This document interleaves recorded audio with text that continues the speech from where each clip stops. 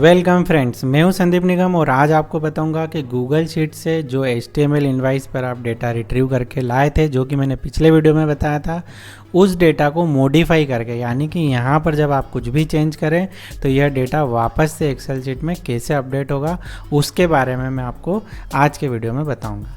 अगर आप नए व्यूवर है तो मैं थोड़ा सा आपको इन शॉर्ट बताता हूँ। हमने एक HTML बूटस्ट्रैप की इनवाइस बनाई है और जिसके डेटा को हमने सबमिट करने पर गूगल शीट में सबमिट किया था। उसके बाद उसी को हमने आगे कंटिन्यू करते हुए उसमें ऐड बटन वगैरह लगाए थे, डिलीट के लिए jQuery का उपयोग किया था। उसके बाद इस डेटा में वैलिडेशन लगाए थे और वैलिडेशन के बाद हमने वापस से एक सर्च बटन बनाकर डेटा को यहाँ पर रिट्रीव किया था। यहाँ तक का मैं पिछले सभी वीडियो में बता चुका था।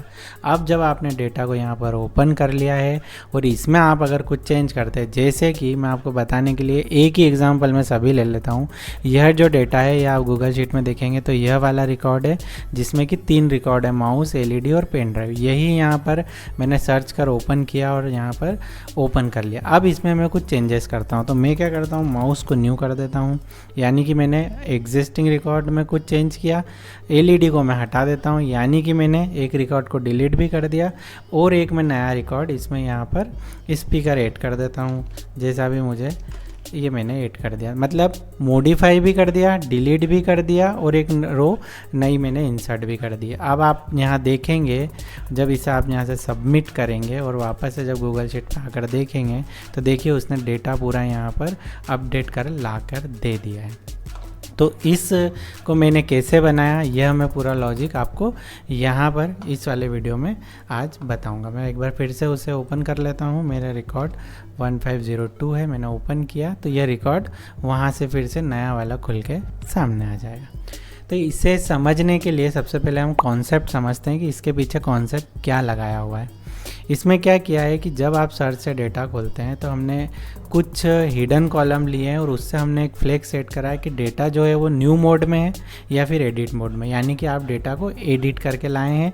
तो आपको क्या करना होगा, जो एक्सेल शीट है यहाँ पर डेटा न्यू अपेंड होता है, जब भी न्यू डेटा होगा तो आप नीचे इंसर्ट करेंगे, लेकिन यदि आप मॉडिफाई करेंगे तो आपको एग्जिस्टिंग किसी रो को एडिट करना होगा। तो इसके लिए हमने कुछ हिडन कॉलम लिए, जिसमें पहला हिडन कॉलम ये बताता है कि जब मैं कोडिंग करूँगा तो आपको डीप में वो कॉलम बताऊँगा। मैं सिर्फ एक कॉन्सेप्चुअल लेवल पे आपको बता रहा हूँ कि यहाँ पर हमने क्या करा, हिडन कॉलम लेके यह पता लगा लिया कि किस रो, इस रो पे हमारा डेटा है तो इसका जो नंबर है 8 यह हमारे पास स्टोर होता है। नंबर ऑफ रोज कितनी है यह हमारे पास स्टोर होता है और साथ में डेटा एडिट से ओपन हुआ है या न्यू है यह हमारे पास स्टोर होता है। तो इसके लिए इतना करते हैं। इतना करने के बाद जो दो तरीके से होता है, एक तो यहाँ हमने इसके पीछे डू गेट फंक्शन लिखा है, उसमें कुछ चेंजेस आते हैं, और दूसरा जब यहाँ से सबमिट करते हैं तो डू पोस्ट का यूज़ करते हैं तो कुछ चेंजेस उसमें आते हैं। तो कुल मिला के हमें जो चेंजेस करना है वो HTML में करना होंगे, हमारी जावा स्क्रिप्ट में थोड़े से चेंजेस होंगे और हमारी गूगल एप्स स्क्रिप्ट के डू गेट और डू पोस्ट दोनों में कुछ चेंजेस होंगे। तो हम वन बाय वन सभी समझते हैं। सबसे पहले हम HTML के चेंजेस देख लेते हैं। तो उसके लिए मैंने HTML का पेज ओपन किया जो कि मेरे लोकल पे बना हुआ है। इसको कैसे बनाया इसके बारे में आप पिछले वीडियो देखेंगे तो एक एक चीज़ मैंने समझाई है, तो आप वहाँ से इस पूरी कोडिंग को समझ सकते हैं। तो अब यहाँ पर मैंने आपको जैसा बताया था कि मैंने यहाँ पर 3 हिडन कॉलम लिए हैं। एक है इज़ न्यू, आप ये ध्यान रखिएगा, अभी हम इसका जब एप्स स्क्रिप्ट लेंगे तो उसमें यूज़ करेंगे।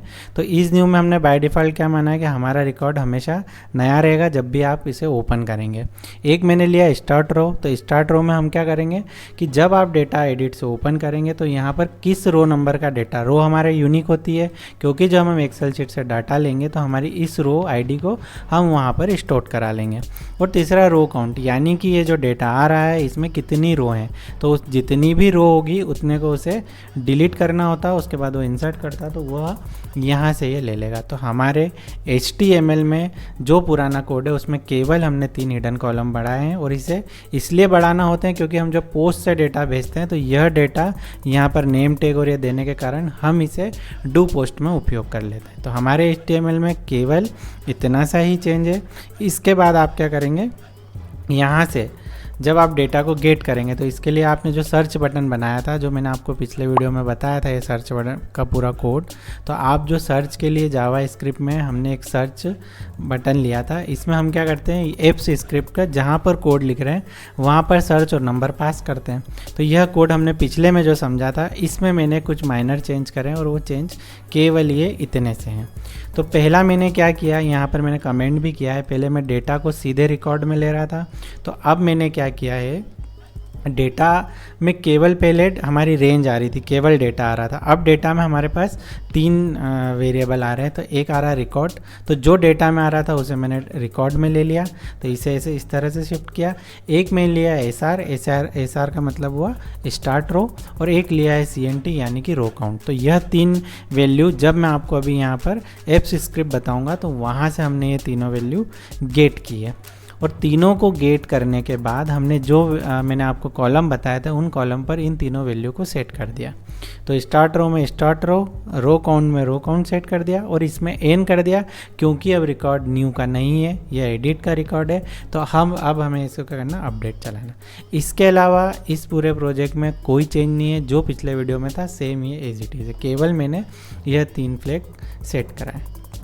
अब हम यहाँ से चलते हैं कि जब हमने यहाँ से ये जेसन कॉल की होगी तो उस समय पर क्या हुआ होगा। जो ये 3 वैल्यू मैंने बता रहा हूँ तो इन्हें कैसे भेजिए, तो इसके लिए मैं क्या करता हूँ, एप्स स्क्रिप्ट ओपन करता हूँ। एप्स स्क्रिप्ट में मेरे डू गेट वाला फंक्शन कॉल होगा, तो मैं यहाँ पर कहाँ आ जाता हूँ, डू गेट वाले फंक्शन पर आ जाता हूँ। यह डू गेट कॉल होगा। यहाँ पर आप देखेंगे कि ये हमने सर्च वाला कॉल किया, यह हमारा सेम पुराना वाला है। इसमें जो चेंजेस आया है वो चेंजेस केवल इतना आया है कि जो भी लॉजिक लिखा था उसके बाद मैंने यहाँ पर टेबल को यहाँ से रिटर्न किया था str में, अब उसे मैंने चेंज किया और मैंने क्या किया, एक तो काउंट निकाला और एक मेरे पास स्टार्ट रो है, स्टार्ट रो जो हम पिछले में बना चुके थे। तो हमने क्या किया, जो टेबल डायरेक्ट रिटर्न कर रहे थे उसे हमने रिकॉर्ड नाम के वेरिएबल में दिया, एसआर में हमने स्टार्ट रो दे दिया और सीएनटी में हमने काउंट दे दिया। तो जो ये रिकॉर्ड, एसआर और सीएनटी है, यही हमारे जावा स्क्रिप्ट में हमने यहाँ पर यूज़ किए हैं, और इनकी वैल्यू को हमने यह जो अभी जस्ट मैं आपको HTML के तीनों वैल्यू बता रहा हूँ इसमें हमने सेट करा दी। तो हमारा गेट के लिए मतलब जब हमने यहाँ से डेटा ओपन किया, जो हमारी इस रिकॉर्ड का डेटा ओपन किया, उस समय पर हमने हिडन कॉलम में ये 3 वैल्यू को स्टोर करके रख लिया। यहाँ तक एक फर्स्ट पार्ट अगर इसका समझे तो कंप्लीट होता है।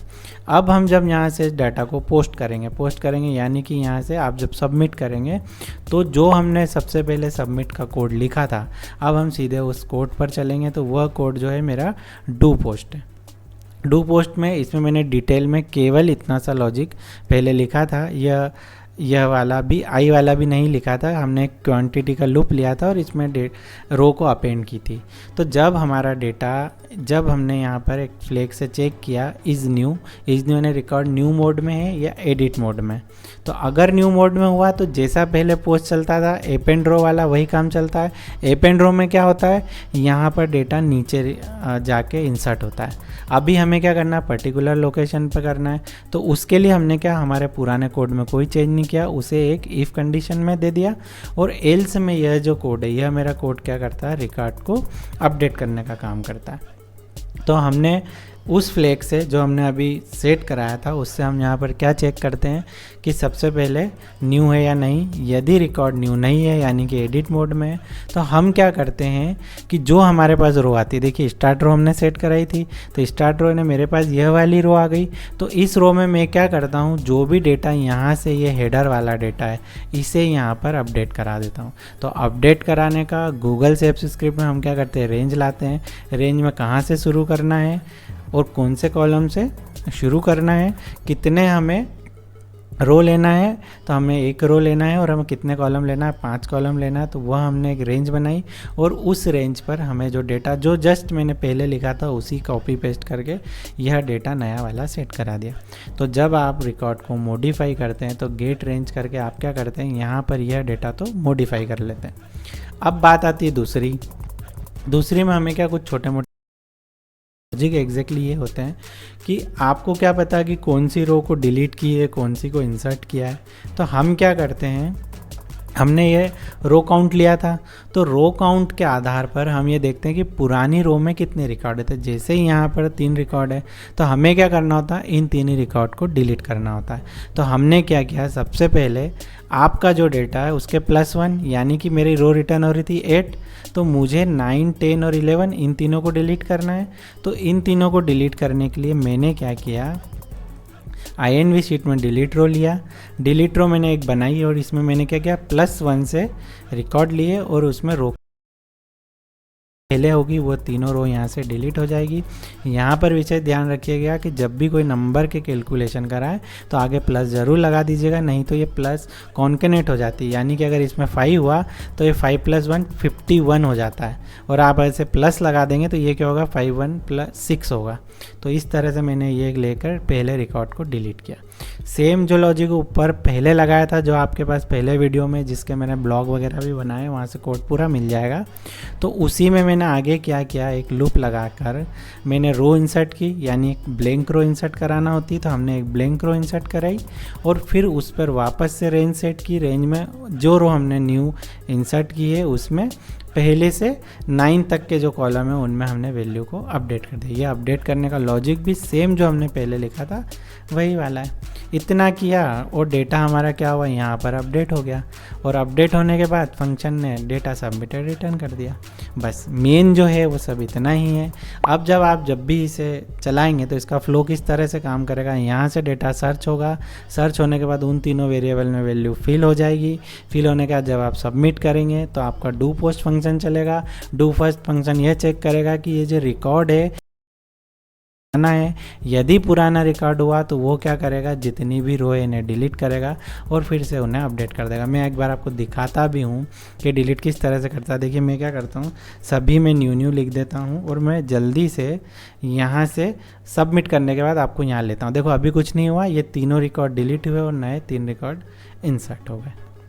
तो इस तरह से हमने इस प्रोजेक्ट में चेंजेस किए हैं। आशा है मुझे आपको किस तरह से गूगल शीट के डेटा को HTML इनवॉइस पर लाकर किस तरह से मॉडिफाई करते हैं यह बहुत अच्छे से समझ में आ गया होगा। इस वीडियो से रिलेटेड आपकी कोई भी क्वेरी हो, कोई भी डाउट हो, आप निसंकोच मुझे कमेंट कर सकते हैं। यह वीडियो कैसा लगा बताना ना भूलें। मिलते हैं नेक्स्ट वीडियो में। Thanks for watching.